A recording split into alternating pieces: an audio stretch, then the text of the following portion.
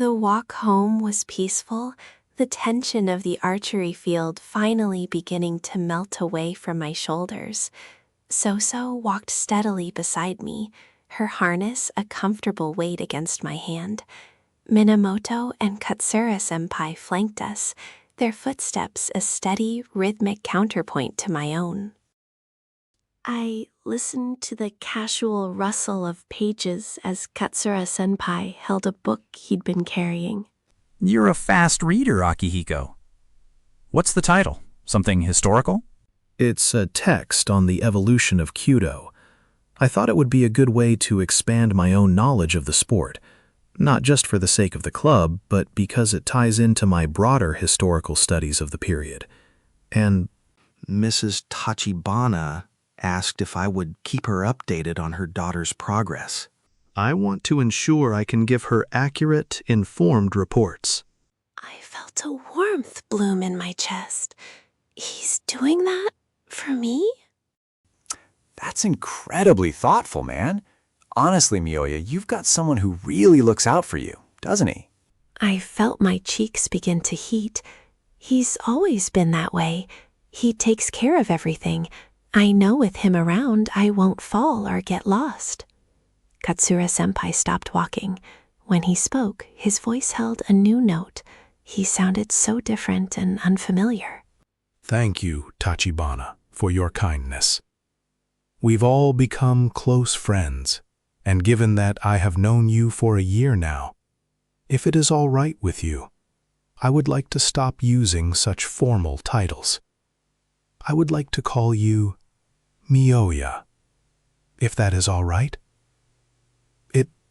It actually slipped out earlier. I am sorry if that was too forward or if it upset you. I was hoping you might call me by my given name, Akihiko. I stood perfectly still, my heart drumming against my ribs. I thought back to when he said my name for the first time, the way he had guided me with such quiet patience. I never thought he would want me to call him by his first name.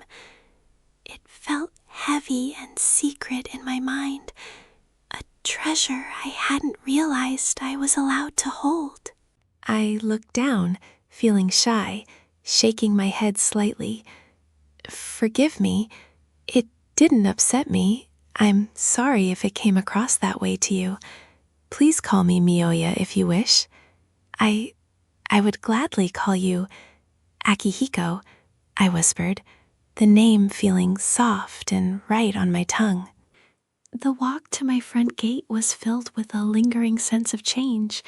The way they spoke to me now, not just as someone they were helping, but as a peer, made the familiar path feel different.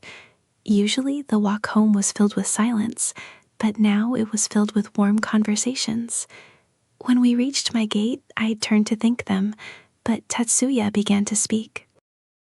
Miyoya, I have an idea. Tomorrow is Saturday. I know I said we'd work on the second step of Kyudo, and I've thought of the perfect place for it. The beach. The sand there will be perfect for practicing our footing, and the weather seems to be in agreement.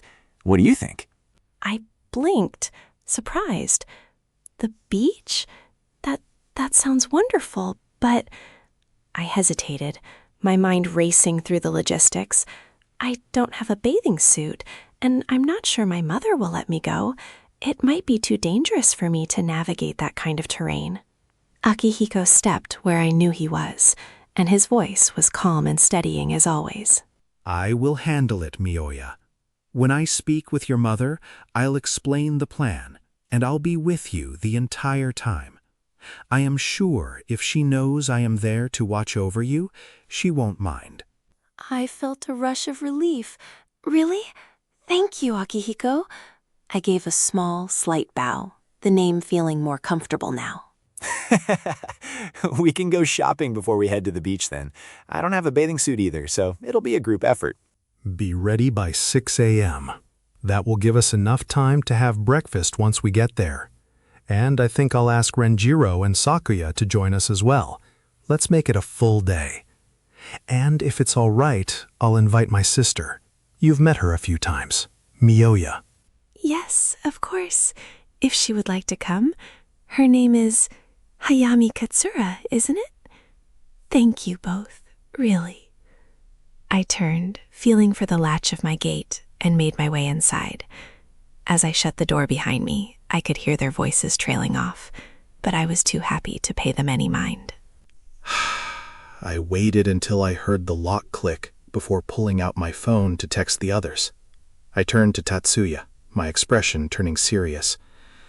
I'm going to leave out the part about you physically adjusting her stance in my report to her mother. If she knew you were touching Miyoya like that, she'd give us both grief. Tatsuya shrugged, though he looked thoughtful, as I continued. I understand, but it's hard for me to watch you do so much for her that I cannot.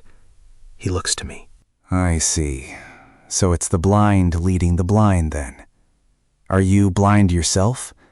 Do you not see how much you do for her that I cannot? No, I observe your energy, the way you pull her out of her shell.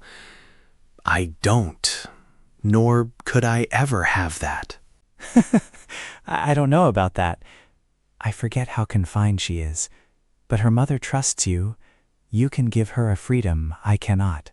I just know what her mother wishes and use it to give Miyoya what she needs. It's pathetic, really.